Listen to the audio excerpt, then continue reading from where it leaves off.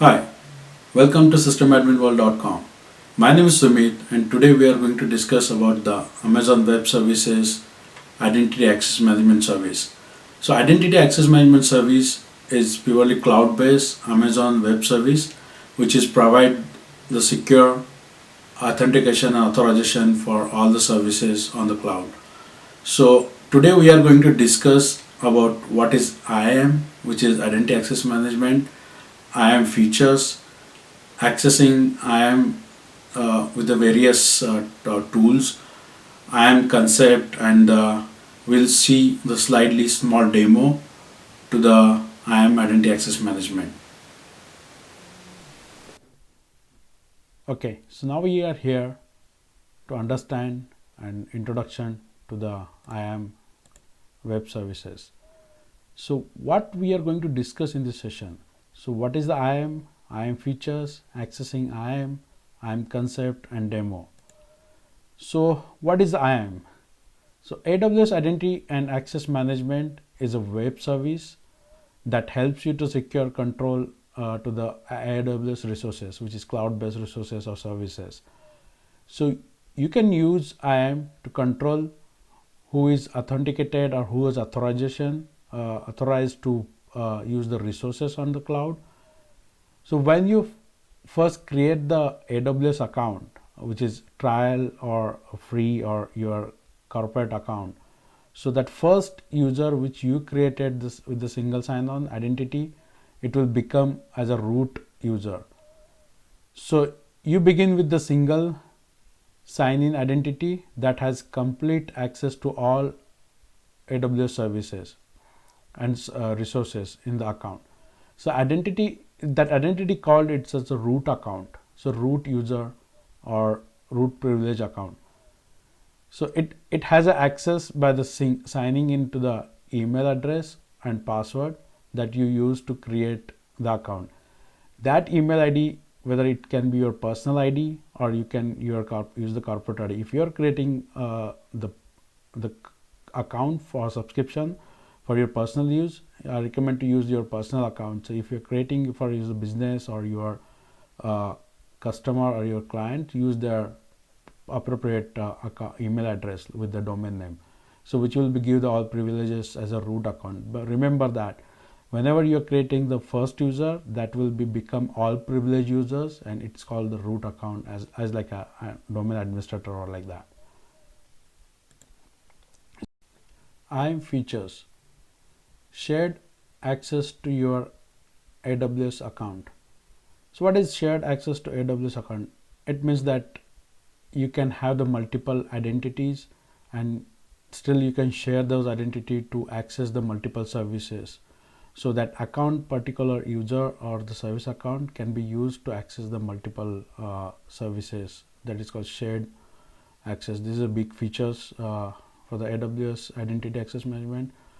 The permissions, you can assign the permissions for individual accounts or groups or multiple services or multiple policies. The secure access to AWS resources, the IAM used to purely secure access to AWS multi resources like EC2 instance or S3 buckets or your database, SQL database or your database instances. So multi-factor authentication. So IAM also enable you for the multi-factor authentication features, which will be more secure your account or identity. So identity federation. So when you're talking about the identity federation, it will be enable you to the access the external user or out of business or out of company users to federate their identities to your identity management database.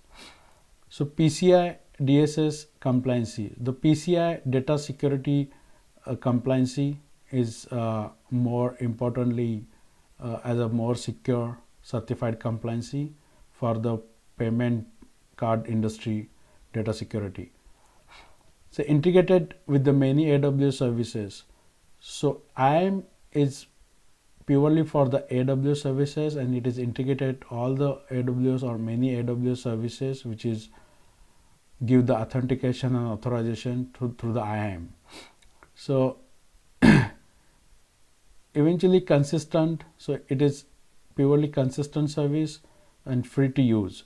So when I'm talking free to use, it means that until unless it is not incorporated with any services, if you're using this service to authenticate and give the access or privileges to AWS console or AWS API services, it's totally free. When it is getting integrated with the any AWS core services or many services which charge or have the minimum charges to utilize this. So let's move on the next section, which is about accessing IAM. So how you can access the IAM? So you can access the IAM through the AWS Management Console, which is purely GUI. Then you can access IAM through the command line tool, which you can install your command line AWS command line tool on your local system, and through that you can access all the identity access management features. So through the SDK, you can install the SDK on your local system, and through the SDK you can use. The last you can use through the IAM HTTPS API, which can be used for the integrate with your applications and application development purpose. AWS IAM concept. AWS IAM enable you to control who can do what in your AWS account. You might be familiar with IAM user access control concepts, and you might be using in day-to-day activity as these concepts like users, groups, permission, roles. So these are all regular operational concepts which you use in your Windows or Linux platform to manage your identity or manage your permission to users, permission to the groups, and assign the roles. So the same concept we are going to in detail in the next slide. So IAM users. So IAM users that represent the person or service that use it to interact with the AWS. It consists of the name and unique set of credentials. So console password, access key, and multi-factor authentication. These are all credentials details we can use. Each IAM user is associated with one and only one AWS account. IAM users enable human or programmatic access to AWS resources and services. So the IAM users will enable, you can uniquely and control them uniquely. So going in the next section, IAM groups. Okay, IAM groups is a collection of users which specific and manage permission for multiple users centrally. A group can contain many users, and users can part of many groups. So IAM groups helps you to manage permission for multiple users. So take an example, if I have the 40 or 50 users in my organization and they need access to the particular service or particular resource or they need a permission to access those resources on the AWS cloud or services. So if you are the administrator or AWS, so you cannot go manually for each user to assign the permission for that particular service or particular resource. So instead of that, you can create one single group for that all 40 or 50 users, add those users in that group and assign the permission instead of individual users to that group. So inherently that permission will be granted to each user which are part of that group. So you keep on adding who all wants that permission or services access in that group. So that will become very easy and centralized management to assign the permissions to multiple users. So IAM permissions. So permission specific who has access to AWS resources and what action they can perform on those resources. The permission can be assigned individually to each users or groups. Use IAM policies to assign the permissions. So permission will provide the privileges to each user to get a control of resources or services within the AWS, and that permission can be assigned to the individual users as I talked in previous slide. So permission can be assigned to individual users or assigned to the group, and user can be part of that group which will be get inherently access to that assign the permissions for the user resources or services. So in AWS, the permissions can be built on the policies. That policies has all the permission information, what level of access it has to be, and what resources it will be get the access if you go for the particular permissions. We'll see in the details when we see the demo for that. Now we'll move in the IAM roles. Roles is another identity with the permissions and policies that determine what the identity can and can't do in AWS. So it can be assumed by anyone who needs it, not uniquely associated with one person or application. It don't have credentials. So it will use access keys are created and provided to dynamically to access the roles or to get the control of that. It is useful to give the access, cross account access, and give the access within and the account. Mostly useful for the federation to give the access to identity defined outside of the AWS. So this is basically roles can be designed to provide the programmatically access to any users or any services through the API or through the application. So it doesn't have the credentials, so it will be used the access key. Access keys will be generated on dynamically on your AWS Identity Management Console. So it can be have the temporary threshold. So after certain time, that identity access keys can be dissolved, or you can deactivate those access key for the particular permissions or roles. So we'll see in details in our demo. So just move in the demo. So create a new user in IAM called lab user. Create a group lab admin and add IAM user which we created in the first step. Assign the permission roles to group which provide the permission to the user in that group. So we'll see this, we'll get this done practically, and we'll see what happened and how it's worked and what concept we are using, or what permissions, roles, or what user type we are using, that we can see in the demo. So let's go and create the user and start our demo. Okay, now let's start with the demo. So what you're seeing on my screen, this is the AWS IAM service console. So from where you can manage all your identity and your groups and your policies and your roles. So which are the concept of the AWS IAM. So let's start it with the create a standard users. So if you can go in the top of the panel, you can add the users, click on add users and just type a name of what we decided, lab user. So once you give the name of lab user, it should be a unique name. The next section you have to select AWS access type. So what access type you have available, the programmatical access and AWS Management Console access.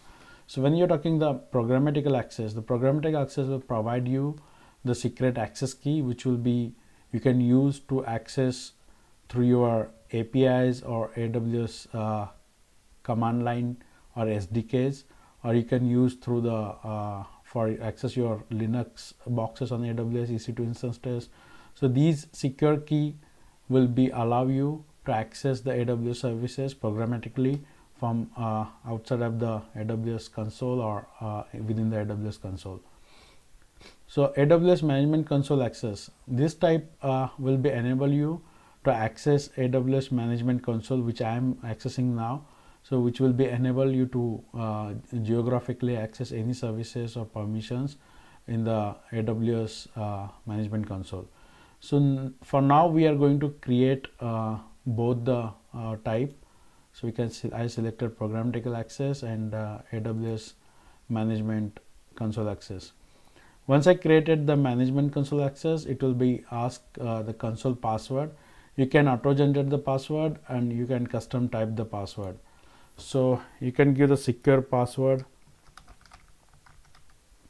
and the required password reset. If you check enable this check mark, so whenever you first logged in with this account on the management console, it will ask you to change the password. For now I am disabling, so we are not going to use that feature. So next to the permission. So next screen will be ask you to provide the permission that particular users. So you can skip this step and go move on through to next step, or you can assign the permission here. So as we discussed in the slide, you can assign the permission to individual users, or you can assign the permission to the group. So if you see in the top, we can see the three buttons: add the user to the group, copy the permission from existing user, or attach existing policy directly. So what we are going to do here, so we are creating the group and add this user to that group. So if you can see that you already see the multiple groups I have available here, which previously created. So I'm now creating the new group called the lab admin. So lab admin. So I have created the lab admin group. Now you can see here below, you can assign the policies to that group or permission to that group. So the permissions come from the policy, as I told you in our slide discussion. So we have the multiple existing policies from the AWS available, which will be give you the privilege to any services or any particular roles or permissions. If you can see here, you have the administrator access. This role policy will be provide the full access of AWS services or resources. So we have multiple policies here already pre-designed or pre-created by the AWS, which have the each services or like EC2 instance service or like your VPC or database service policy, or each service resource and user policy are here. You can choose based on your requirement and you can assign to the particular group which you have created. So now for now I'm going to assign the policy administrator access, which will be give the privileges of full control of your group. So next I'll click on create the groups. So now we have created the group and I'm click the add user to this group. So once I already selected this option, so we have the group created here below. So I check this group. So by moving next permission, next click, it will be automatically add user in that group. So key, so we are not going to generate the key. This is the optional, so we can skip this. So now you have to verify or review all the options you selected and click on next, create user. So once I click create user, it will be generate the new access key ID, which you need not to save, but definitely you have to save the secret access key. Remember, so this access key you will be not able to get once you close this form or close this screen. You have to save this, or you have to remember this, or you have to send to the email. Make sure that location where you are storing it is secure, and possibly it cannot be shared to any other public location. So you can close now. Now your user already created successfully. If you can close this, you can go ahead and verify the users in the console. Okay, now you can see we have successfully created the lab user. If you click on this lab user, you can see what permission it is assigned or applied. So it is assigned the administrator access, but it is not assigned directly to this particular user. It is attached from the group. So let's check what group it is assigned. So this user has been assigned to lab admin group, which we created during creating this user. And what is the permission to this group? It is administrator access. So we can go in the secure credentials. So secure credential is the main section where you can see the summary of where is the console link, what is the console URL this user can be accessed. We can see after a few minutes after getting detail on this.